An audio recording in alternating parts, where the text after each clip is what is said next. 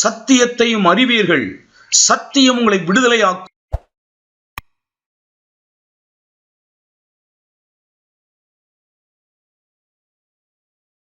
நாம் வாசித்ததான் அந்த வேத பகுதியிலிருந்து 1 கொரிந்தியர் 13ஆம் அதிகாரம் 13ஆம் வசனத்தை மையமாக கொண்டு கர்த்தர் நமக்கு தந்திருக்கிறதான அந்த கிருபையின் நாட்களிலே அந்த தேவனுடைய வார்த்தையை நம்ம எல்லாரும் தியானிக்க போகிறோம். இதை புரிந்து கொள்ளத்தக்கதாக இதனுடைய வார்த்தைகள் நம்முடைய இதயங்களிலே விதைக்கப்பட்டு இதை நாம் முற்றிலுமாய் கை கொள்ளத்தக்கதாய் தேவன் கிருபைகளை நமக்கு தேவன் தருவாராக. ஆண்டவருக்கு ஸ்தோத்திரம். எல்லாரும் சேர்ந்து வாசிக்கலாம். 1 கொரிந்தியர் 13ஆம் அதிகாரம் 13வது வசனத்தை நம்ம எல்லாரும் சேர்ந்து வாசிக்கலாம். இப்பொழுது விசுவாசம், நம்பிக்கை, அன்பு இம்மூன்றும் நிலைத்திருக்கிறது, இவைகளில் அன்பே பெரியது. அப்போஸ்தலனாகிய பவுலை கொண்டு ஆண்டவர் பெரிய ஊழியங்களை ஆண்டவர் செய்தார். இந்த அப்போஸ்தலனாகிய பவுல் ஒரு காலங்களில் ஒரு பெரிய தீவிரவாதியாக இருந்த ஒரு மனுஷன். அவர் வாலிபனாக இருக்கிற நாட்களிலே அவர் யூத மார்க்கத்தில் தேறினவனாக சபையை, புதிய ஏற்பாட்டு கால சபை அந்த காலங்களில் வளர்ந்து வருகிறது. அந்த சபைக்கு எதிராக எழும்பி ஆண்டவராகிய இயேசுவின் நாமத்தை தொழுது கொள்கிற பிள்ளைகளை கொலை செய்யவும், அவர்களை சிறையில் அடைக்கவும், சபைகளை துன்பப்படுத்தவும் எழும்பினதான ஒரு மனுஷன். நல்லா கவனிக்கணும். இந்த நிருபத்தை பவுல் எழுதுவதனுடைய மிகப்பெரிய நோக்கம், அவன் வாழ்க்கையில அன்பு என்றால் என்னவென்றே தெரியாத ஒரு தீவிரவாதமான மனுஷனாக இருந்தான். அப்படி தீவிரவாதியாக இருந்த மனுஷனை ஆண்டவர் சந்தித்து சபையை பாழாக்குவதற்காய் போய் கொண்டிருக்கிற பிரயாணத்தில் ஆண்டவர் இந்த மனிதனை சந்தித்து அவனுக்கு தன்னை வெளிப்படுத்தி அந்த மனுஷன் ரட்சிக்கப்பட்டு ஞானஸ்நானம் எடுத்து பரிசுத்தாவியை பெற்று வருஷக்கணக்கில் தேவனுடைய சமூகத்தில் காத்திருந்து ஜெபித்து சபையை கட்டுகிற தேவ ஊழியக்காரனாக எழும்பினான். அவனை கொண்டு கர்த்தர் பெரிய பெரிய காரியங்களை செய்தார். அவனை கொண்டு கர்த்தர் சபைகளுக்கு தேவையான சத்தியங்களை ஆண்டவர் எழுதினார். ஆண்டவருக்கு ஸ்தோத்திரம். ஒரு சபையானது எப்படி இருக்க வேண்டும் என்ற காரியங்கள் எல்லாம் 14 நிருபங்களை கொடுத்து ஆண்டவர் இந்த தேவ மனிதனை எழுத வைத்தார். ஆண்டவருக்கு ஸ்தோத்திரம். அன்புக்கு என்று ஒரு அதிகாரத்தை ஆவியானவர் எழுத வைத்தார். அதுதான் இந்த 1 கொரிந்தியர் 13ஆம் அதிகாரம். இந்த 1 கொரிந்தியர் 13ஆம் அதிகாரம் முழுவதுமே ஒரு அன்புக்காக எழுதப்பட்ட ஒரு அதிகாரம். அன்பு என்றால் என்ன என்பதை சபை விளங்கிக் கொள்ள வேண்டும் என்பதற்காக எழுதப்பட்ட ஒரு அதிகாரம். ஆண்டவருக்கு ஸ்தோத்திரம். இப்பொழுது விசுவாசம், நம்பிக்கை, அன்பு இந்த மூன்றும் நிலைத்திருக்கிறது, இவைகளில் அன்பே பெரியது. அல்லேலூயா. அநேக காரியங்களை நான் வருகிற நாட்களிலே சொல்லுகிறேன். ஆனால் ஒரே ஒரு காரியங்களை மட்டும் நான் கொஞ்சம் வலியுறுத்த விரும்புகிறேன். அதுதான் அன்பு. அன்பே பெரியது. சொல்லுங்க எல்லாரும், அன்பே. நீங்க இந்த உலகத்தில் எது பெரியது என்று எண்ணுகிறீர்களோ அதை விட அன்பு பெரியது. ஆமென். கடலின் ஆழம் எவ்வளவு ஆழம் இருக்கிறதோ அதை இன்னும் மனிதர்களால் அளக்க முடியவில்லை. ஆண்டவருக்கு ஸ்தோத்திரம். அதை விட அன்பு பெரியது. நீங்கள் உயரமான மலை சிகரங்களை நீங்கள் கேள்விப்பட்டு இருப்பீர்கள், எவரெஸ்ட் சிகரம் உயரம் என்று. ஆனால் அன்பு அதை விட உயரமானது. ஆண்டவருக்கு ஸ்தோத்திரம். அன்பே பெரியது. அதை விட இந்த உலகத்தில் பெரியது என்று ஒன்றுமில்லை. இந்த அன்பை எதை கொண்டும் அளக்க முடியாதது.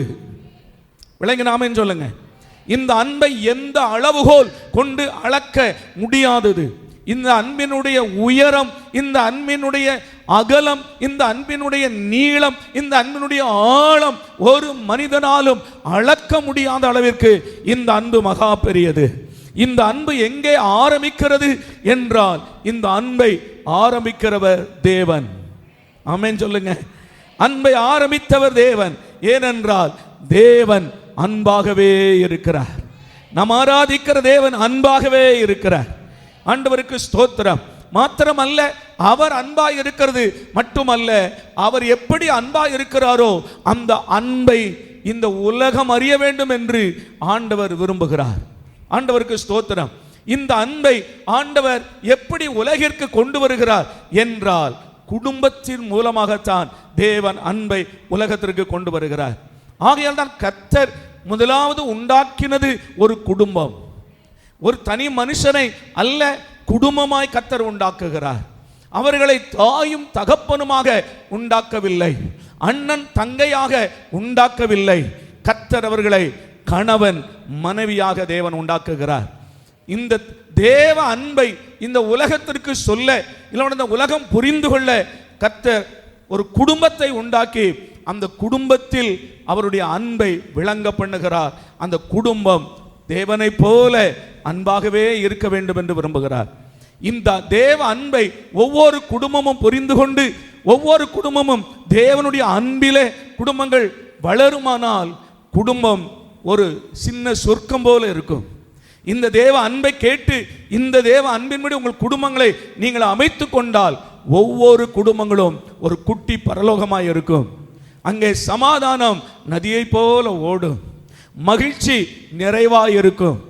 எப்பொழுது பார்த்தாலும் துதியும் ஆராதனையும் ஒரு சந்தோஷம் மகிழ்ச்சி கீதமும் அந்த வீட்டில் இருக்கும்.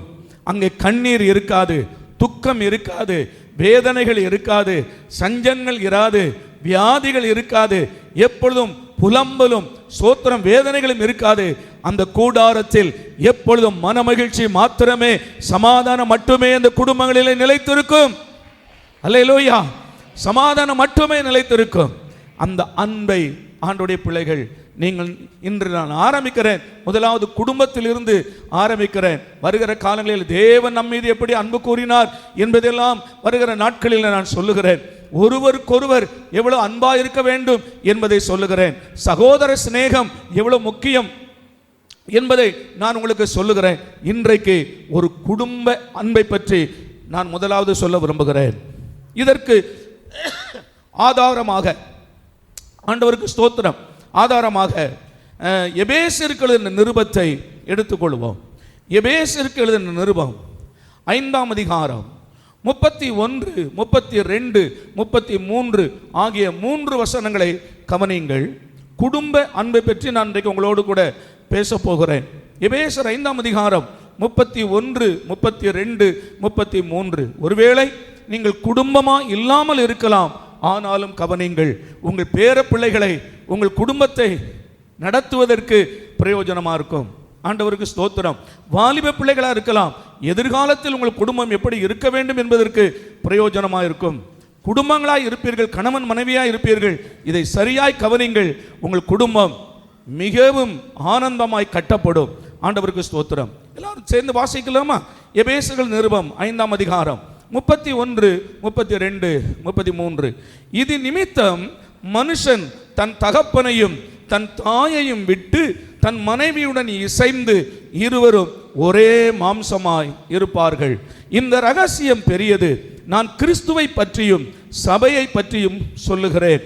எப்படியும் உங்களிலும் அவனவன் தன்னிடத்தில் அன்பு கூறுவது போல தன் மனைவியிடத்திலும் அன்பு கூற கடவன்.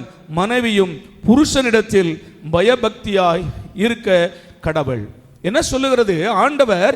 இதை எங்க ஆரம்பிக்கிறார் அப்படின்னா, கிறிஸ்து சபையினிடத்தில் எப்படி அன்பு வைத்திருக்கிறாரோ அது போலவே ஒரு குடும்ப தலைவன் தன் மனைவியிடத்தில் அன்பு வைக்க வேண்டும் என்று சபையை இந்த அன்போடு இணைத்து சொல்லுகிறார். அல்லேலூயா, அல்லேலூயா. அப்போ ஒரு குடும்பத்தின் அன்பு எதனுடைய அன்பு? கடவுள் சபையின் மேல் வைத்திருக்கிற அன்புக்கு ஒப்பாக ஒரு புருஷன் தன் மனைவி மேல் என்ன செய்யணுமா? அன்பு கூறணும். அப்படிப்பட்ட அன்பை நீ புரிந்து கொண்டால் உன் மனைவியிடத்தில் உங்களுக்கு ஏற்படுகிற அந்த அன்பு இருக்கிறது, அவைகள் அது தெய்வீகமாக இருக்கும். அந்த குடும்பமே தெய்வீக உறவாக இருக்கும். அந்த குடும்பத்தில் கணவன் மனைவி பிள்ளைகள் எல்லாரும் அவர்கள் 128ஆம் சங்கீதம் சொல்லுகிறபடியே அந்த குடும்பம் இருக்கும். ஆண்டவருக்கு ஸ்தோத்திரம். அப்ப இந்த அன்பை எப்படி புரிந்து கொள்வது என்றால், இயேசு சபையின் மேல எப்படி அன்பு வைத்தாரோ அதுபோல ஒவ்வொரு புருஷனும் தன் மனைவியிடத்தில் அன்பு கூற வேண்டும். அல்லேலூயாவா.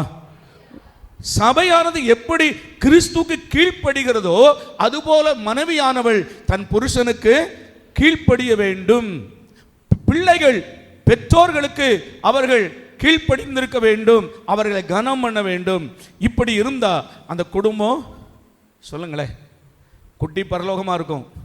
அல்லேலூயா. சரி, உங்க பிள்ளைகள் ஸ்தோத்திர கர்த்தருக்குள் வளருகிறதற்கு கணவனும் மனைவியும் முதலாவது என்ன செய்யுங்க, நீங்கள் வேதத்தை கவனிங்க, பைபிளை கவனிங்க. சரி, இப்போ ஒரு குடும்ப தலைவன் மனைவிடத்தில் எப்படி அன்பு கூற வேண்டுமா? கிறிஸ்து சபையிடத்தில் அன்பு கூர்ந்தது போல. இது புதிய ஏற்பாட்டில் மட்டும் இல்லை, புதிய ஏற்பாட்டில் மட்டும்தான் இயேசு ஆண்டவர் சபையை மணவாட்டி என்று சொல்லுகிறாரா, இந்த சபைக்காக தன் ஜீவனை கொடுத்திருக்கிறேன் என்று சொல்லுகிறாரா என்றால் இல்லை, பழைய ஏற்பாட்டு காலத்திலேயும் அதை தான் சொல்றேன். ஆமென். தேவன் நேற்றும் இன்றும் என்றும் மாறாதவர். அவர் பழைய ஏற்பாட்டு காலத்திலும் அப்படிதான் இருக்கிறார். பழைய ஏற்பாட்டு காலத்திலும் அவர் சபையை நேசிக்கிறார். வாசிக்கலாம், கொஞ்சம் அங்கிருந்து வருவோம், அப்பதான் நல்லா இருக்கும் பாருங்க. ஓசியாவின் புஸ்தகம், ஓசியாவின் புஸ்தகம் 3ஆம் அதிகாரம், ஓசியாவின் புஸ்தகம் 3ஆம் அதிகாரம் 19-20 வசனத்தை வாசிக்கலாம். ஓசியாவின் புஸ்தகம் 3ஆம் அதிகாரம் 19-20 வசனம். நித்திய விவாகத்திற்கென்று உண்மையாய் உன்னை நியமித்துக் கொண்டேன்,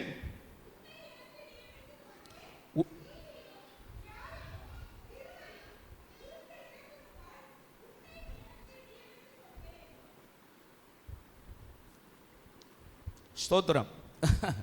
மறுபடியும் வாசிங்கம்மா, மறுபடியும் வாசிங்க. நித்திய விவாகத்திற்கென்று உன்னை எனக்கு நியமித்துக் கொள்ளுவேன். நல்லா கவனிங்க, பழைய ஏற்பாட்டு காலத்திலே ஆண்டவர் சொல்லுகிறார், நித்திய விவாகத்திற்கென்று உன்னை நான் எனக்கு நியமித்துக் கொள்ளுவேன். டெம்பரவரியா இல்ல, கொஞ்ச காலத்திற்கு மாத்திரம் அல்ல, உன்னை நான் நித்திய விவாகத்திற்கென்று. ஆண்டவர் தெரிந்து கொண்ட அந்த இஸ்ரவேல் மக்களை பார்த்து ஆண்டவர் சொல்லுகிறார், பழைய ஏற்பாட்டு கால சபை, பழைய ஏற்பாட்டு கால மக்கள், அவர்களை பார்த்து ஆண்டவர் சொல்கிறார், உன்னை நான் நித்திய விவாகத்திற்கென்று நான் நியமித்துக் கொள்ளுவேன். அல்லேலூயா. நீங்க அதை எப்படி எடுத்துக்கொள்ள கூடாது? உலக பிரகாரமாக ஒரு கணவனும் மனைவியும் திருமணம் செய்து குடும்ப உறவில் இருக்கிறார்களே, அப்படி எடுக்காதீங்க. ஆனால் இது ஆவிக்குரிய நிலைமையில் ஆண்டவர் சொல்லுகிறார், ஒரு உலக பிரகாரமான ஒரு கணவனும் மனைவியும் எப்படி அன்பு கூறுகிறார்களோ அதை போலவே கர்த்தர் தாம் தெரிந்து கொண்ட மக்கள் மீது ஆண்டவர் அன்பு கூறுகிறார்.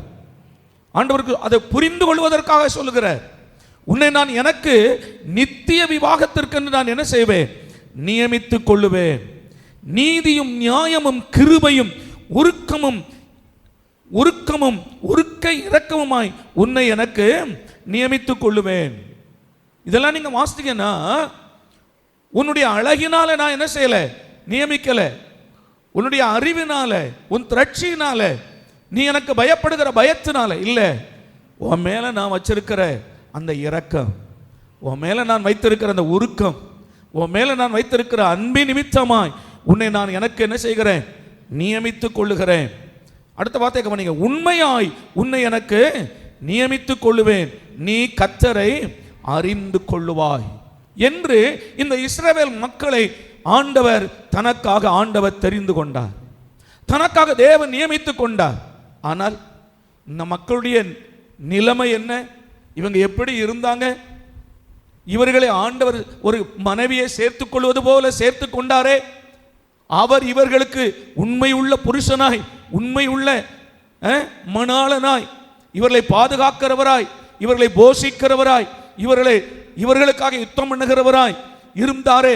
இந்த மக்கள் உண்மையா இருந்தார்களா என்றால் நீங்க அங்குதான் பார்க்கணும். அப்பதான் உங்களுக்கு புதிய ஏற்பாடு புரியும். கீழே நின்று வாசிக்கிறோம். ஓசியாவில் 2ஆம் அதிகாரம், ஓசியாவின் புத்தகத்தில் 2ஆம் அதிகாரம் 2 முதல் 5 வசனங்களை கவனிங்கள். உங்கள் தாயோடு வழக்காடுங்கள், அவள் எனக்கு மனைவியும் அல்ல, நான் அவளுக்கு புருஷனும் அல்ல.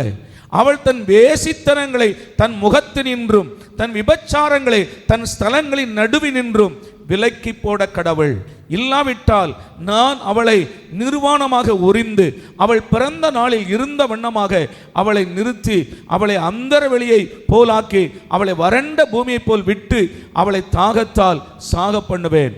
அவளுடைய பிள்ளைகள் சோர பிள்ளைகள் ஆகையால் அவர்களுக்கு இறங்காதிருப்பேன். அவளுடைய தாய் சோரம் போனாள், அவர்களை கற்பம் தரித்தவள் லட்சையான காரியங்களை செய்தாள். அப்பத்தையும் தண்ணீரையும் ஆட்டுமயிரையும் பஞ்சையும் எண்ணெயையும் பானங்களையும் கொடுத்து வருகிற என் நேசர்களை பின்பற்றி போவேன் என்றாள். அல்லேலூயா. விளங்குதா உங்களுக்கு? ஆண்டவர் அன்பு கூர்ந்து அவர்களை வைத்திருந்தார். இவர்களோ விபச்சாரம் அப்படின்னு சொன்னா உலக பிரகாரமான இந்த காரியம் அல்ல, இவர்கள் விக்கிரகங்களை நாடி போனார்கள். அல்லேலூயா. பச்சையான மரங்களுக்கு கீழையும் மலைகளிலும் இவர்கள் விக்கிரகங்களை நாடி போனார்கள். அதை ஆண்டவர் சொல்றார், என் நேசர் என்று போனார்கள், அந்நிய தேசத்தை நாடி போனார்கள். நீங்கள் இன்னும் பல ஏசாயா, எரேமியா, எசேக்கியேல் தீர்க்கதரிசன புத்தகத்தை வாசித்தால் இவர்களுக்கு நான் என்ன குறை வைத்திருந்தேன், இவர்கள் என்னை விட்டு போகிறதற்கு இவர்களுக்கு நான் என்ன அநியாயம் செய்தேன் என்றெல்லாம் ஆண்டவர் கேட்பார். இஸ்ரவேலை காக்கிறவர் உறங்குவதும் இல்லை தூங்குவதும் இல்லை எழுதியிருக்க இந்த மக்களுக்காக அத்தனை காரியங்களை செய்தார். ஆனால் இவர்களோ பச்சையான மரங்கள் எங்கெல்லாம் இருக்கிறதோ அங்கேயெல்லாம் வேசித்தனம் பண்ணினார்கள். அது என்ன அர்த்தத்தில் அப்படி சொல்றார் அப்படின்னா, உனக்கு நான் தான் புருஷன், ஆனால் அந்நிய தெய்வங்களை தேடி போகாதே என்றார். ஆனால் இந்த ஜனங்களோ இவர்கள் புறஜாதிகளுக்கு பின்னால போய் அந்நிய தெய்வங்களை நாடி போனதுனால ஆண்டவர் அப்படி சொல்லுகிறார். ஆமென். ஆண்டவருக்கு ஸ்தோத்திரம். நீங்க இதுல 13ஆம் வசனம் பாருங்க, உங்களுக்கு தெரியும். அந்த 2ஆம் அதிகாரத்துல 13ஆம் வசனம் கவனிங்க. அவள் பாகால்களுக்கு தூபம் காட்டி. ஆமென். அப்ப எதை ஆண்டவர் விபச்சாரம்னு சொன்னாரு? ஆண்டவரை விட்டு விட்டு இவர்கள் வேறு தெய்வங்களை நாடி போனார்களே, அதைத்தான் சொல்றேன். இவர்கள் இப்படி அவர்கள் போனார்கள். ஆனாலும் நீங்க ஆண்டவர் நீங்க கவனிங்க. ஆனாலும் 3ஆம் அதிகாரம், இதே ஓசியாவில் 3ஆம் அதிகாரம் 1, 2, 3 வசனங்களை கவனிங்க. 1, 2, 3 வசனங்களை கவனிங்க. பின்பு கர்த்தர் என்னை நோக்கி, அந்நிய தேவர்களை மதித்து திராட்சை ரசமுள்ள பாத்திரங்களை விரும்புகிறவர்களான இந்த இஸ்ரவேல் புத்திரரின் பேரில் கர்த்தர் வைத்திருக்கிற அன்புக்கு ஒப்பாக. அல்லேலூயா. என்ன சொல்லுது? என்ன சொல்லுது? இந்த ஜனங்கள் எப்படிப்பட்ட ஜனங்கள்? எப்படிப்பட்டவங்க? அந்நிய தேவர்களை மதித்து. அல்லேலூயா. இந்த இஸ்ரவேல் மக்கள் யாரை மதிக்கிறாங்க? கையால் செய்யப்பட்ட இந்த விக்கிரகங்களை மதிக்கிறாங்க. ஆனால் உன்னை உண்டாக்கினவரை மதிக்கவில்லை. அல்லேலூயாவா. ஆண்டவருக்கு ஸ்தோத்திரம். தன்னை உருவாக்கினவரை, தன்னை சிருஷ்டித்தவரை மதிக்கவில்லை. இவர்கள் அந்நிய தெய்வங்களை மதித்து திராட்சை ரசமுள்ள பாத்திரங்களை விரும்புகிறவர்களான, மதுபானத்துக்கு பின்னால போகிற, குடி பழக்கத்திற்கு அடிமையாகி அதற்கு பின்னால போகிறதான இந்த இஸ்ரவேல் மக்கள் மேல நான் வைத்திருக்கிற அன்பு இருக்கிறதே, ஆனால் அது மாறவே இல்லை. ஆண்டவர் என்ன சொல்றாரா? அதுதான் உங்களுக்கு புதிய ஏற்பாட்டில் விளங்கும். சபையின் மேல இயேசு எப்படி அன்பு கூறுகிறார் என்பதை நான் உங்களுக்கு பழைய ஏற்பாட்டில் காமிக்கிறேன், புரிந்து கொள்ளுங்க. பழைய ஏற்பாட்டு காலத்தில் ஆண்டவர் சொல்கிறார், பழைய ஏற்பாட்டு மக்களாக இஸ்ரவேலர்களை பார்த்து, உன்னை நான் நித்திய விவாகத்திற்கு என்ன செய்தேன்? நியமித்துக் கொண்டேன். ஆனா நீ என்னை விட்டு சோரம் போனாய். சோரம் போனாய். எப்படி போனான்? அந்நிய தெய்வங்களை வணங்குகிறவனாக, மதுபானம் பண்ணுகிறவனாக இப்படி போன அவரை பார்த்து சொல்லுகிறார், இப்படி போனதான இஸ்ரவேல் புத்திரரில் பேரில் கர்த்தர் வைத்திருக்கிற அன்புக்கு ஒப்பாக நீ இன்னும் போய் தன் நேசரால் நேசிக்கப்பட்டவளும் விபச்சாரியுமான ஒரு ஸ்திரீயை நேசித்துக்கொள் என்று சொன்னார். அல்லேலூயா. அல்லேலூயா. தன் நேசரால் நேசிக்கப்பட்டவள், ஆனால் அவள் விபச்சாரம் பண்ணுகிறாள். அவளை நேசித்துக்கொள். ஆமென் சொல்லுங்க. ஆண்டவர் இந்த உலகத்தை எப்படி நேசித்தார், இந்த உலகத்தின் மேல கடவுள் எப்படி அன்பு வைத்தார் என்றால், தேவனுடைய சாயலாய் உண்டாக்கப்பட்ட மக்கள், அவர்களை தனக்கென்று உருவாக்கின தேவன் இவரை மறந்து இஷ்டம் போல் வாழ்ந்ததான இந்த ஜனங்களை கர்த்தர் சொல்லுகிறார், இப்படி வேசித்தனம் பண்ணி போனார்களே, அவர்களை நான் இன்னும் நேசிக்கிறேன். அல்லேலூயா. இதுதாங்க தேவனுடைய அன்பு. ஆமென். நீ எத்தனையோ தடவைகள் ஆண்டவரை உதைத்து தள்ளிவிட்டு அவருக்கு துரோகம் பண்ணிவிட்டு போன அந்த சபையை பார்த்து சொல்றார், உன்னை நான் இன்னும் நேசிக்கிறேன்ப்பா. அந்த சொல்ற அதுக்கு ஒப்பாக நீ போய் ஒரு விபச்சாரியான ஒரு ஸ்திரியை, சோரமான ஒரு நேசித்துக்கொள் அப்படின்னு சொன்னா அவளை திருமணம் பண்ணிக்க. அவளை மனம் ஓசியாவை பார்த்து சொல்ற, நேசித்துக்கொள். அப்பொழுது நான் அவளை எனக்கு 15 வெள்ளிக்காசுக்கும் 1.5 கலம் வார்கோதுமைக்கும் கொண்டு. அந்த காலங்களில் பார்த்தீங்கன்னா இப்படிப்பட்ட பாவம் செய்வதான ஸ்திரீகளை கொண்டு சந்தையில் என்ன பண்ணுவாங்களாம், ஏலம் போடுவாங்களாம். பாருங்க, ஏலம் போடுவாங்களாம். அப்படி ஏலம் போடுகிற ஒரு ஸ்திரியை ஓசியா அப்ப என்ன செய்கிறார், ஆண்டவருடைய வார்த்தையின்படி ஒன்று போய் விலைக்கு வாங்குகிறார். அவளை நோக்கி விலைக்கு வாங்கி அவளை நோக்கி, நீ வேசித்தனம் பண்ணாமலும் ஒருவனையும் சேராமலும் அநேக நாள் எனக்காக காத்திரு, உனக்காக நான் காத்திருப்பேன் என்று ஆண்டவர் சொன்னாரா. ஆண்டவருக்கு ஸ்தோத்திரம். விலை கொடுத்து வாங்கினார். வாங்கிவிட்டு ஆண்டவர் சொல்லுகிறார், நீ இன்ப பாவம் செய்யாத, பாவம் செய்யாத, எனக்காக காத்திரு, நான் உனக்காக காத்திருப்பேன். அல்லேலூயா. ஆண்டவருக்கு ஸ்தோத்திரம். பழைய ஏற்பாட்டு காலத்தில் ஆண்டவர் சொன்னார் மக்களை பார்த்து, நான் உன்னை விலை கொடுத்து வாங்குறேன், ஆனா இனிமே நீ பாவம் செய்யாத, நீ எனக்காக காத்திரு, நான் உனக்காக காத்திரு. அடுத்த வசனம் வாசித்தா தான் புரியும் பாருங்க. இஸ்ரவேல் புத்திரர் அநேக நாள் ராஜா இல்லாமலும் அதிபதி இல்லாமலும் பலி இல்லாமலும் சிலை இல்லாமலும் ஏபோத் வஸ்திரம் இல்லாமலும் தேராபீம் இல்லாமலும் இருப்பார்கள். அநேக நாட்கள் உங்களுக்கு என்ன இல்லாம இருக்குமா? ராஜா கிடையாது, ராஜா கிடையாது, தேவாலயம் கிடையாது, ஆராதிக்க இடம் கிடையாது. நீ அப்படி காத்திரு, நான் மறுபடியும் உன்னை சந்திப்பேன். அல்லேலூயா. அடுத்த வசனம் பாருங்க. பின்பு இஸ்ரவேல் புத்திரர் திரும்பி தங்கள் தேவனாகிய கர்த்தரையும் தங்கள் ராஜாவாகிய தாவீதையும் தேடி கடைசி நாட்களில் கர்த்தரையும் அவருடைய தயவையும் நாடி அஞ்சிக்கையாய் வருவார்கள். அஞ்சிக்கையாய் நடுக்கத்தோடு அவர்கள் வருவார்கள். கடைசி நாட்களில் அவர்கள் தாவீது ராஜாவை என்றால் தாவீது அல்ல, தாவீது மரித்து பல 100 ஆண்டுகள் ஆகிறது, தாவீதின் குமாரனாகிய இயேசுவிடத்தில் ஜனங்கள் வருவார்கள் என்று சொல்லுகிறார். அல்லேலூயா. நீ அநேக நாள் எனக்காக என்ன பண்ணு, காத்திரு, நான் மறுபடியும் வந்து உன்னை சந்திப்பேன் என்று சொன்ன ஆண்டவர் 2000 ஆண்டுகளுக்கு முன்பு இந்த உலகத்திலே மறுபடியும் மனிதனாய் அவதரித்தார். அல்லேலூயா. இந்த மனுக்குலத்தை தேடி மறுபடியும் இந்த உலகத்தில் வந்தார். வந்தவர் தன்னுடைய சபைக்காக தன் ஜீவனையே கொடுத்தாரா? ஆமென் சொல்லுங்க. தன் சபைக்காக ஜீவனை கொடுத்து இந்த சபையை என்ன பண்ணினார், மீட்டு கொண்டார். அப்படிதானே? எபேசு 5ஆம் அதிகாரத்தை இப்போ திருப்பி கிடக்க மறுபடி. இப்போ கொஞ்சம் புரிஞ்சிருக்கும்னு நினைக்கிறேன். நான் கொஞ்சம் பழைய ஏற்பாட்டில் உங்களை கொண்டு வந்திருக்கிறேன். அல்லேலூயா. பழைய ஏற்பாட்டு காலத்திலேயே தேவன் இஸ்ரவேல் மக்களை சபையாக நேசித்தார், அவர்களை மனவாட்டியாக நேசித்தார். ஆனால் அவர்கள் கர்த்தரை விட்டு சோரம் போனார்கள். அந்த மக்களுக்காக ஆண்டவர் சொன்னார், நீ கொஞ்ச நாள் காத்திருப்பா, உனக்கு ராஜாவும் இருக்காது, உனக்கு ஆலயமும் இருக்காது, பலியும் இருக்காது, ஆனால் உன்னை தேடி வருவேன். ஆமே. அதே போல 2000 ஆண்டுகளுக்கு முன்பு ஆண்டவர் இந்த உலகத்தில் ஆண்டவர் மறுபடியும் என்ன செய்தார், வந்தார். அந்த மணவாட்டி சபைக்காக ஸ்தோத்திரம் தன்னையே ஜீவ பலியாய் ஆண்டவர் கொடுத்தார். ஆமென். சரி, இப்போ நீங்க அப்படியே வாங்க. ஸ்தோத்திரம். 5ஆம் அதிகாரம் 27வது வசனம் வாசிக்கலாம். எபேசர் 5:27. கரை திரை முதலானவைகள் ஒன்றும் இல்லாமல் பரிசுத்தமும் பிழையற்றதுமான மகிமையுள்ள சபையாக அதை தமக்கு முன் நிறுத்தி கொள்வதற்கும் தம்மை தாமே அதற்காக ஒப்பு கொடுத்தார். அடுத்த வசனம், ஒப்பு கொடுத்தார். அப்படியே. அல்லேலூயா, அல்லேலூயா. இப்ப நான் ஆரம்பத்தில் சொன்னேன், குடும்பத்தை பற்றி நான் உங்களோட பேச போகிறேன். ஆமென் தானே? தேவனுடைய அன்பு, கர்த்தர் சபை மேல எப்படி அன்பு வைத்திருக்கிறாரோ அதுபோல கணவன்மார்கள் தங்கள் மனைவி மேல என்ன செய்யணுமா, அன்பு வைக்கணும்.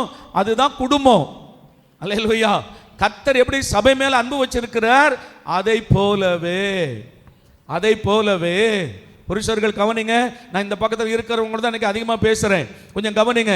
எப்படி அன்பு கூறணுமா ஐயா, கொஞ்சம் சொல்லுங்களேன் எல்லாரும். வாலிபர்கள், நாளை கல்யாணம் பண்ண போகிற வாலிபர்கள் கவனிங்க, கொஞ்சம் சொல்லுங்க, எப்படி அன்பு கூறணுமா? அங்க பாருங்களேன், எப்படி அன்பு கூறணும். அதுக்கு முந்தின வசனம் கரை திரை முதலானவைகள் ஒன்றும் இல்லாமல் பரிசுத்தமும் பிழையற்றதுமான மகிமையுள்ள சபையாக அதை தமக்கு முன் நிறுத்திக் கொள்வதற்கு தம்மை தாமே அதற்காக தம்மை தாமே அதற்காக ஒப்பு கொடுத்தார், அப்படியே புருஷர்களும் தங்கள் மனைவிக்காக. அல்லேலூயாவா, அல்லேலூயாவா. அப்போ கணவன்மார்கள் என்ன பண்ணணுமா? தங்கள் மனைவியின் மேல அன்பு வைத்திருக்கிறது எதற்கு ஒப்பாக இருக்கிறது? இயேசு எப்படி சபைக்காக தன்னை ஒப்பு கொடுத்தாரோ அப்படி தன் மனைவிக்காக ஒப்பு கொடுக்கணும். அல்லேலூயாவா, அல்லேலூயாவா. அப்பதான் அந்த குடும்பம் எப்படி இருக்கும் சொல்லுங்க? கிறிஸ்துவின் அன்பின் குடும்பமா இருக்கும். ஆமாவா? ஒப்பு கொடுக்கிறோமா? ஒப்பு கொடுத்திருக்கிறீங்களா? இல்லை கொடுக்கணும். அல்லேலூயா.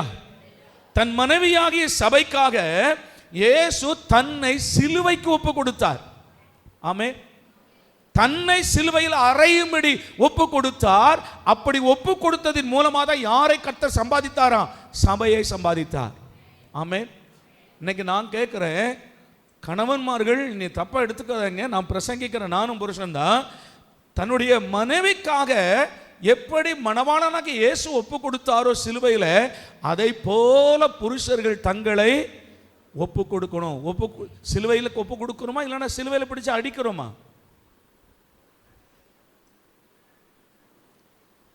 பாஸ்டர், இவங்கிட்ட வாழ்கிறது ஒவ்வொரு நாளும் சிலுவை மரணம் தான், அப்படி இருக்கா? ரோமர்கள் அன்னைக்கு இயேசுவை சவுக்கால் அடித்தது போல ஒவ்வொரு நாளும் இவங்கிட்ட நான் அடி வாங்குறேன். எங்க அன்பு, எங்க சமாதானம் வரும்? நான் சொல்றேன், நீங்க கையில பைபிளை எடுக்கிறது மட்டும் இல்லை, சும்மா கையில பைபிளை தூக்கிட்டு சபைக்கு வருகிறது மட்டும் போதாது. ஆண்டவருக்கு ஸ்தோத்திரம். கணவன் ஆனாலும் மனைவி ஆனாலும் நீங்க வெறும் பைபிளை தூக்கிட்டு வருகிறது மாத்திரம் போதாது. ஆனால் இந்த வேதத்தை கொஞ்சம் வாசிங்க, கர்த்தருடைய வார்த்தையை கவனமா கேளுங்க, இதை கை கொள்ளுங்கள், உங்கள் வீடு ஆசீர்வதிக்கப்படும். அல்லேலூயா. அவ எப்படி அன்பு கூறணுமா? கர்த்தர் அழகா விளக்குறார். எப்படி அன்பு கூறணுமா? மனைவி, ஸ்தோத்திரம் கவனிங்க, கிறிஸ்துவானவர் சபையின் மீது அன்பு கூர்ந்து தன்னையே பலியாக ஒப்பு கொடுத்தது போல ஒவ்வொரு புருஷனும் தன்னை ஒப்பு கொடுக்க கடவன். இல்லாவிட்டால் பவுல் சொல்கிறார், அந்த 13ஆம் அதிகாரத்தில் சொல்றார், இந்த அன்பு உனக்கு இல்லாவிட்டால் உன் ஜெபம் வீணானது, தீர்க்க தரிசனம் வீணானது, நான் நிறைய பாஷை பேசுகிறேன் வீணானது, எனக்கு நிறைய வரங்கள் இருக்கிறது வீணானது, என் சரீரத்தை சுட்டரிக்க கொடுக்கலாம் வீணானது, எனக்கு உண்டான யாவற்றையும் அன்னதானம் பண்ணலாம் வீணானது. அல்லேலூயாவா, அல்லேலூயா. அன்பு இல்லாமல் நீ என்ன செய்தாலும் அது வீணானது, அது அங்கீகரிக்கப்படாதது. அல்லேலூயா. அப்போ நீ எப்படி அன்பு கூற வேண்டும் என்றால், கிறிஸ்து தன் மனைவிக்காக தன்னை ஒப்பு கொடுத்தது போல, ஆண்டவருக்கு ஸ்தோத்திரம், தன் ஜீவனை அர்ப்பணித்தது போல, தன் மனைவியாகிய சபைக்காக அத்தனை பாடுகளையும் உபத்திரவங்களையும் அவர் ஏற்றுக்கொண்டது போல ஒவ்வொரு புருஷனும் தன் மனைவிக்காக தன்னை அர்ப்பணிக்க வேண்டும் என்று சொல்லுகிறார். இதுதான் தேவனுடைய அன்பு, இதுதான் பைபிள் சொல்ற அன்பு. ஆமென். எத்தனை பேர் கிறிஸ்தவ ஆலயத்தில் கல்யாணம் பண்ணவங்க இருக்கிறீங்க? தயவு செய்து கையை வைத்துங்க. எத்தனை பேர் கிறிஸ்தவ ஆலயத்தில் கல்யாணம் பண்ணவங்க இருக்கிறீங்க?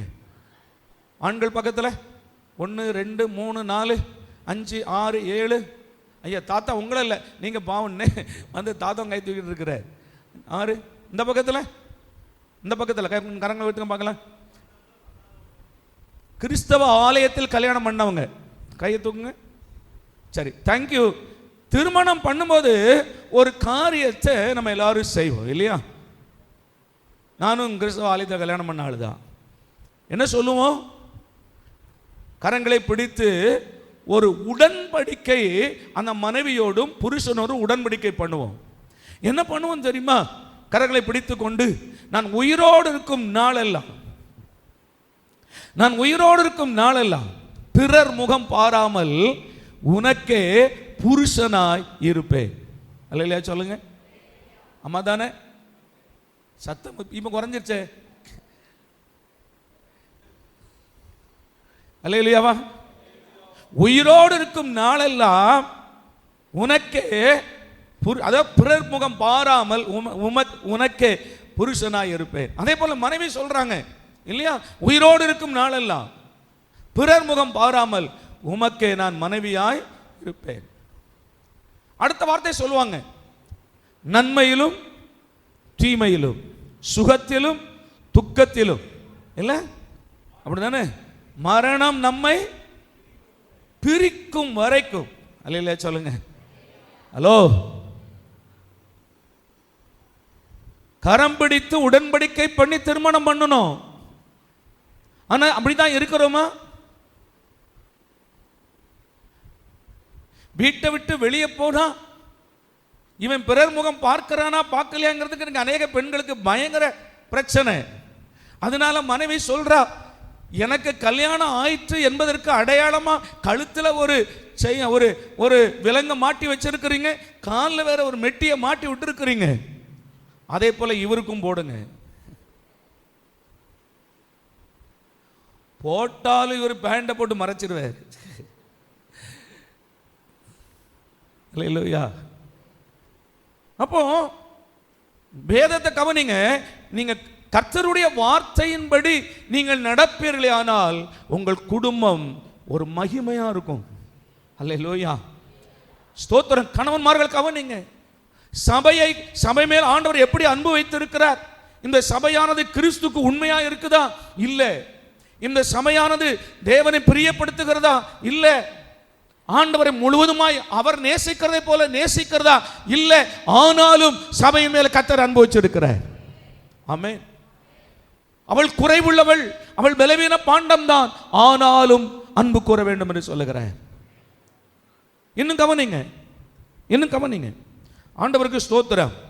அவர்கள் ஒரே மாம்சமாய் இருக்கிறார்கள் என்று சொல்லுகிறார். ஆமா தானே? கணவனும் மனைவியும் எப்படி இருக்கிறாங்களா? ஒரே சரீரமாய் இருக்கிறார்கள். அடுத்த வசனம் 28வது வசனம், எபேசியர் 5:28. அப்படியே புருஷர்களும் தங்கள் மனைவிகளை தங்கள் சொந்த சரீரங்களாக பாவித்து. அல்லேலூயா சொல்லுங்க.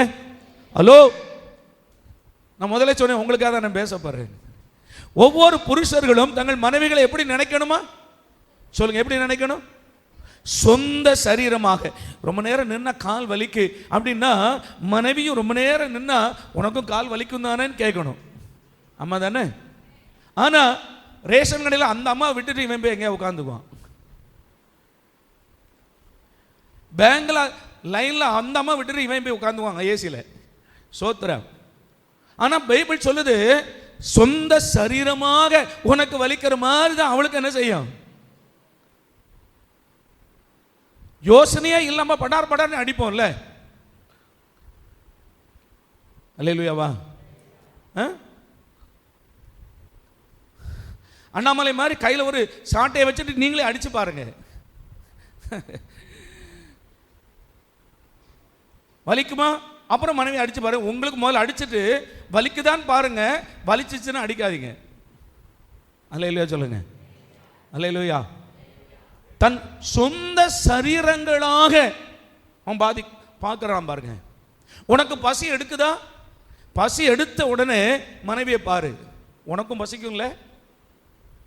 அல்லேலூயா. சாப்பாட்டு ராமனுங்க.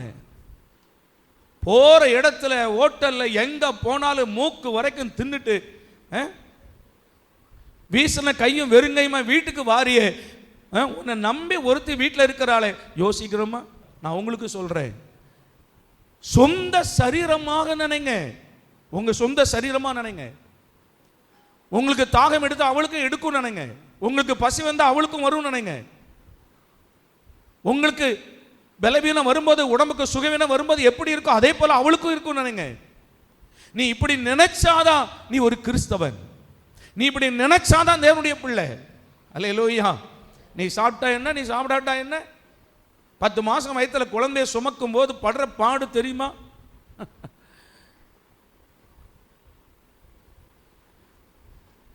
நல்ல சில பிள்ளைங்களாம் பார்த்தீங்கன்னா 3 கிலோ 4 கிலோ இருக்கும்.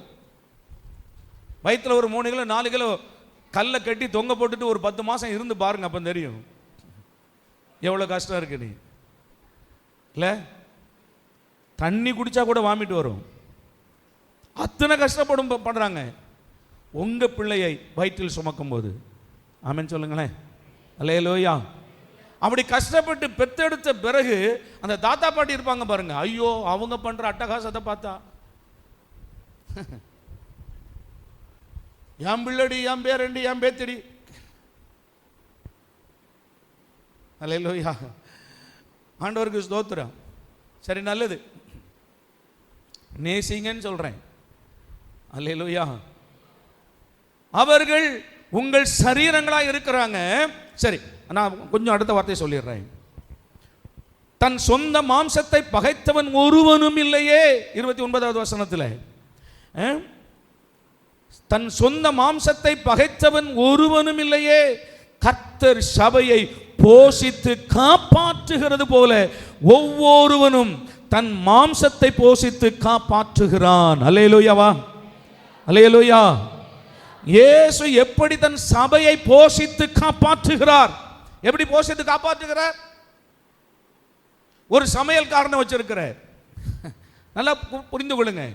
இந்த சபையை போஷிக்கிறதற்கு கர்த்தர் ஒரு நல்ல சமையல்காரனை வைத்திருக்கிறார். உங்களுக்கு புரியல? அதனால ஆமேன் வர மாட்டேங்குது. ஒரு விருந்து நடக்குன்னு வச்சுக்கிடுங்களேன். சபையினுடைய ஆராதனை குறித்து வேதம் என்ன சொல்லுகிறது? கல்யாண விருந்து ஆயத்தமாய் இருக்கிறது, அழைக்கப்பட்டவர்கள் எல்லாரும் கூட்டிட்டு வாங்கப்பாங்கிறார் ஒவ்வொரு வாரமும், இல்லையா? இப்போ இந்த விருந்து எப்படி ஆயத்தப்படுத்துகிறார் என்றால், ஒன்று பாடல் ஆராதனை. ஆமென். இது என்ன பண்ணணும்? சும்மா அவர் பாட்டுக்கு ஜாலியா இருந்துட்டு இரவெல்லாம் எதையோ செய்துட்டு ஜாலியா இருந்துட்டு காலையில் 9 மணிக்கு வந்த உடனே மைக்க பிடித்து கொண்டு பாட முடியுமான்னு கேட்டா ஆண்டவர் தொலைச்சிருவார். அல்லேலூயா. அதற்கு முன்பு என்ன செய்யணும்? ஆயத்தப்படுத்தணும். ஒரு திருமண வீட்டுக்கு வருகிறவர்கள் திருமணம் முடியுதோ முடியலையோ, இந்த ஜனங்கள் அப்புறம் எல்லாரும் எங்க ஓடுவாங்க? பந்தியில் இருக்கிறதுக்கு, இல்லையா? இங்க வருகிற மக்கள் எதற்கு வராங்க? மேடையில் நிற்கிற ஆட்களுடைய முகத்தை பார்க்க அல்ல, கர்த்தரால் போஷிக்கப்படுகிறதுக்கு வர்றாங்க. ஆமென். அவர்கள் பாடலால் போஷிக்கப்படுகிறார்கள். அப்படின்னா என்ன? வீட்டில இருந்து வரும்போது, ஆண்டவரே நான் பலவீனமா இருக்கிறேன் என்று வருகிறவர்கள் இங்கே பாடலை பாடும்போது இங்கிருந்து புறப்பட்டு வருகிற வார்த்தை பலவீனங்களை மாற்றுகிறது. அதுதான் கர்த்தர் கொடுக்கிறதான ஆகாரம், ஆவிக்குரிய ஆகாரம். அங்கிருந்து வரும்போது பிரச்சனைகள் வருகிறாங்க, பலவிதமான பிரச்சனைகளை வர்றாங்க. இங்கிருந்து வருகிற வார்த்தைகள் அவர்களை பலப்படுத்துகிறது, வியாதிகளை சுகமாக்குகிறது. ஆண்டவருக்கு ஸ்தோத்திரம். உங்கள் வாழ்க்கையில் இருக்கிற அநேக கேள்விகளுக்கு பதிலை கர்த்தர் உங்களுக்கு தருகிறார். அநேக நேரங்களில் இரவு நேரங்களில் தூங்க விடாமல் கர்த்தர் தூக்கத்தை ஆண்டவர் கண்களை பிடித்து உங்களுக்கு என்ற செய்தியை ஆண்டவர் ஆயத்தம் பண்ண வைக்கிறார். அல்லேலூயா சொல்லுங்க. அல்லேலூயா. ஆயத்தம் பண்ண வைக்கிறார். அநேக நாட்கள் இரவு நேரங்களில் உட்கார்ந்து செய்தியை ஆயத்தப்படுத்தி, ஒரு சமையல்காரன் எப்படி திருமணம் முடிந்தோடனே ஆட்கள் வந்து அந்த டைனிங் டேபிளில் உட்கார்வார்களோ அவர்களுக்கு அவன் ஆயத்தம் பண்ணுவது போல கர்த்தர் ஊழியக்காரனை கொண்டு செய்தியை தேவன் ஆயத்தம் பண்ணி கொண்டு வருகிறார். அல்லேலூயா. கர்த்தருடைய வார்த்தைகளை தேவன் ஆயத்தப்படுத்தி கொண்டு வருகிறார்.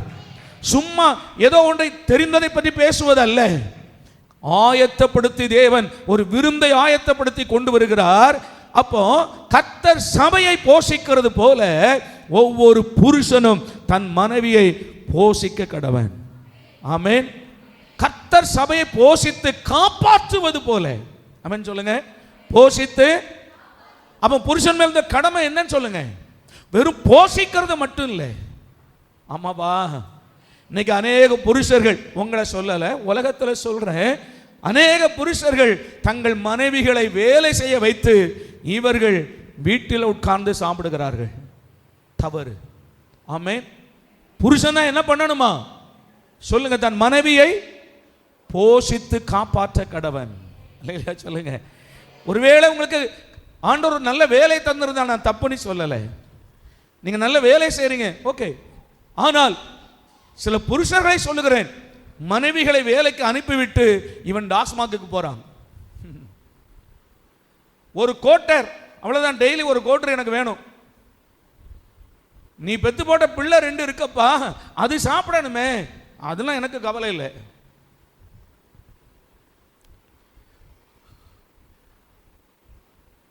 நான் சொல்றேன், இவனெல்லாம் கொண்டு போய் பேசாம அந்தமான் ஜெயிலில் கொண்டு அடைச்சிடணும்.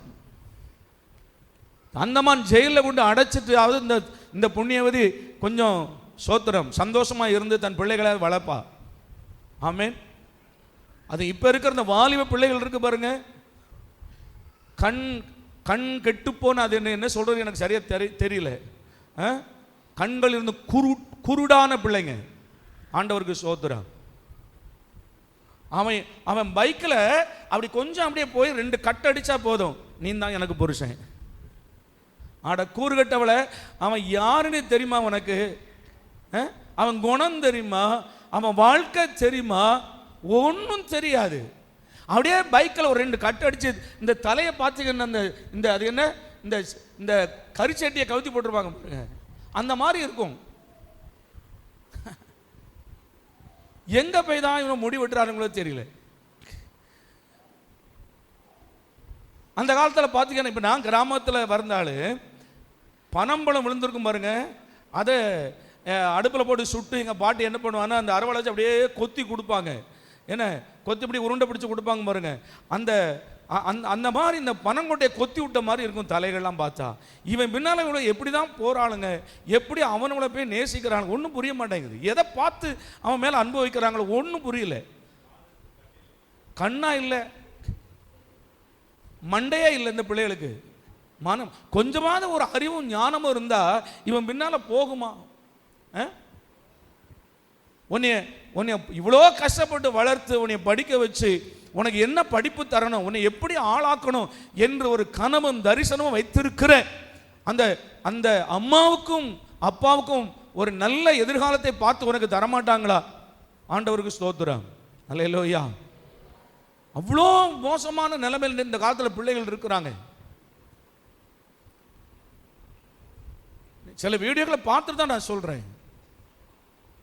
ஸ்கூல்ல வச்சு ஒரு பையன், அவ யூனிஃபார்ம் போட்டு இருக்கிறா, ஸ்கூல்ல கிளாஸ் நடந்துகிட்டு இருக்கு, என்ன அப்படியே தாலி கட்டுறான். அந்த டெஸ்க் இருக்கு பாருங்க, அங்கே எப்படி பண்றான்? என்ன கொடுமைங்க இதுல. சரி போட்டோம், நாம எங்கேயோ போறோம்.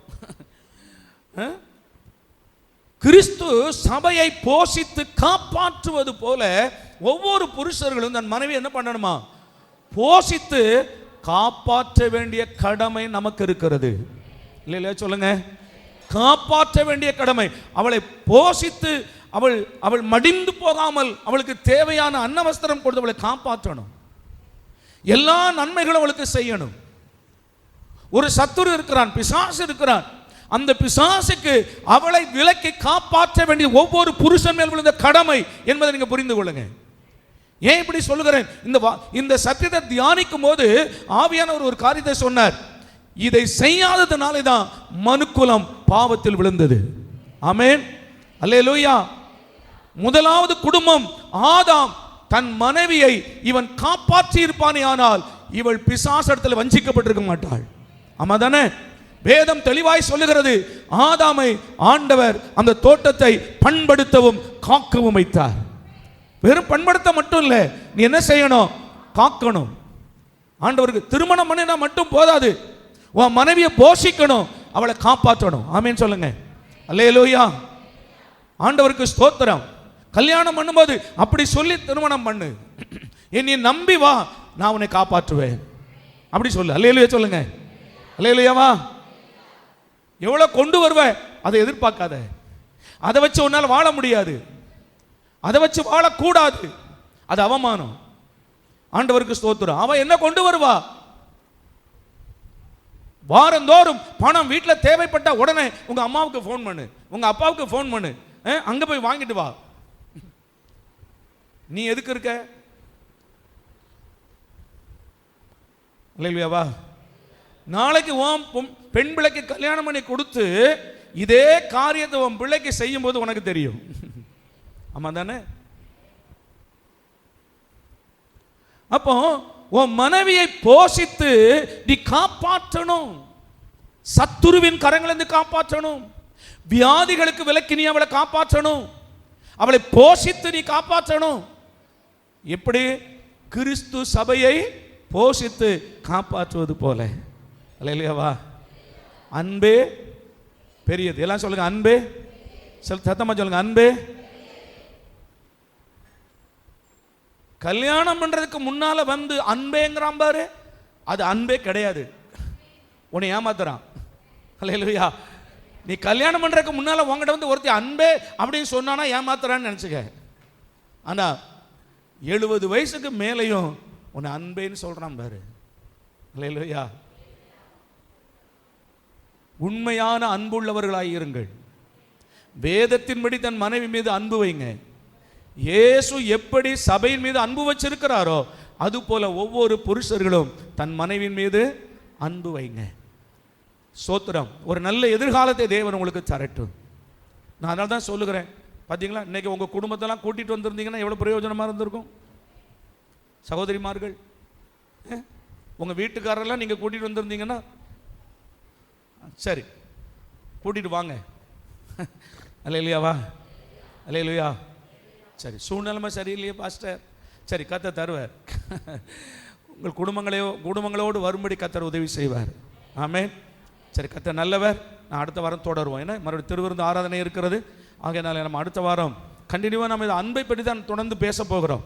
இந்த மாதமும் அடுத்த மாதமும் தேவ அன்பை பற்றி, ஏன்னா 2 மாதம் போதாது, ஆனாலும் பேசுவோம். ஆண்டவருடைய அன்பை பற்றியே பேசுவோம். ஆண்டவர் சொல்ற எல்லாரும் எழுப்பி நிற்கலாம். அல்லேலூயா, அல்லேலூயா. நல்ல கவனிங்க. நீங்க சந்தோஷமா இருக்கும்போது உங்களை சுற்றி ஒரு கூட்டம் இருக்கும். அல்லேலூயா. திருமணமே எடுத்துக்கிடுங்களேன், அது ஒரு மனமகிழ்ச்சியான ஒரு நாள். ஆயிரக்கணக்கான பேர் சேர்ந்து மனமகிழ்ச்சியாக உங்களுக்கு திருமணம் பண்ணி ஸ்தோத்திரம் எல்லாம் சாப்பிட்டு போயிடுவாங்க. ஆனால் அன்றைக்கு ராத்திரியிலிருந்து அவள் ஆரம்பிக்க போகிறாள் ஒரு வாழ்க்கை. அவன் எப்படி இருப்பானே தெரியாது, அவன் என்ன குணம் இருப்பானே தெரியாது, அவள் எப்படி இருப்பானே தெரியாது. அன்றையிலிருந்து வாழ்க்கை ஒன்று ஆரம்பிக்கும் பாருங்க. அவள் அழுவாளா சிரிப்பாளா? ஆண்டவருக்கு ஸ்தோத்திரம். அல்லேலூயா. இன்றைக்கும் சொல்லுகிறேன், உன்னை யார் கைவிட்டு போனாலும் உன் கண்ணீர் துடைக்கிற ஒருவர் உண்டு. ஆமென். உன் கண்ணீரை துடைக்கிற ஒரு கர்த்தர் உண்டு. மகனே மகளே, அவர் ஒரு நாள் உன்னை கைவிட போவதில்லை. எல்லாரும் கரங்களை தட்டி ஆண்டுக்கு ஸ்தோத்திரம். ஒரு தடவை கூட எல்லாரும் பாடுவோமா? நான் அழுத போதெல்லாம் என் அருகில் வந்தவரே, உங்க கரங்களினாலே என் கண்ணீர் துடைத்தவரே. ஸ்தோத்திரம்.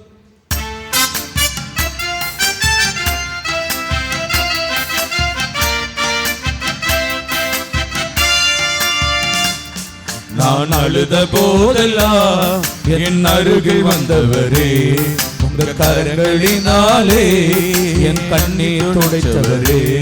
நான் அழுத போதெல்லாம் என் அருகில் வந்தவரே, உங்க கரங்களினாலே என் கண்ணீர் துடைத்தவரே. அன்பாய் இருப்பேன் என்று சொல்வார்கள், அலட்சியமாய் விட்டு போவார்கள். அன்பாய் இருப்பேன் என்று சொல்வார்கள், அலட்சியமாய் விட்டு போவார்கள். அன்பு தருபவரும் நீதானையா, அன்பு தருபவரும் நீதானையா. உம்மையன்றி எனக்கு யாரையா, உம்மையன்றி எனக்கு யாரையா. நான் அழுத போதெல்லாம் என் அருகில் வந்தவரே, உங்க கரங்களினாலே என் கண்ணீர் துடைத்தவரே. நான் அழுத போதெல்லாம் என் அருகில் வந்தவரே, உங்க கரங்களினாலே என் கண்ணீர் துடைத்தவரே. கரங்களை தட்டி எல்லாரும் நல்ல சந்தோஷமாய் ஸ்தோத்திரம் பண்ணுங்க.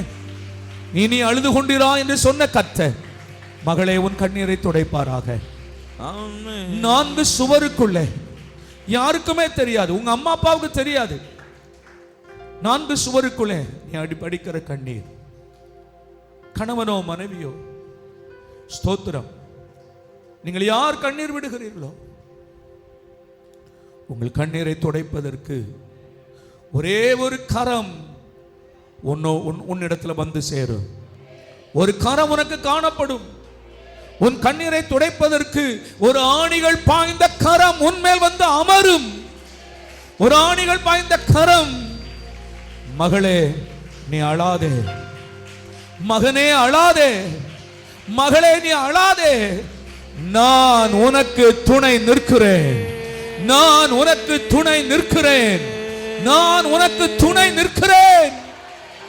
ஆமென். ஹல்லேலூயா, ஹல்லேலூயா. உன்னோடு இருப்பேன் என்று சொன்னவர்கள் உன்னை விட்டு விலகி போகலாம். உன்னை உண்டாக்கின தேவன் சொல்லுகிறார், நான் உன்னை விட்டு விலகுவதும் இல்லை, உன்னை கைவிடுவதும் இல்லை.